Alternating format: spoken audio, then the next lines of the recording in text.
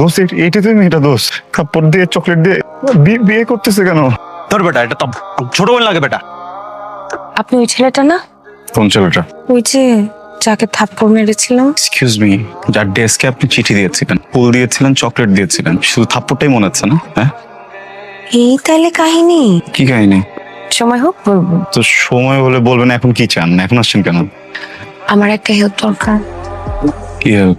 আমি পালাবো। পালাবেন? কি ব্যাপার, এরকম একটা মেয়েকে নিয়ে পালায় আসছেন অথচ একটা গাড়ি ম্যানেজ করতে পারেন নাই? গাড়ি ম্যানেজ করবো, একটু সময়ের ব্যাপার, হাতে তো অতটা সময় ছিল না।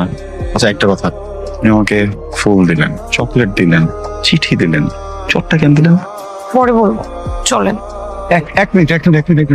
পুলিশের চেকপোস্ট, হ্যাঁ, এখন কি হবে? এখন আচ্ছা শোনেন, এখন তো ব্যাগ যাওয়া হয়ে নাই,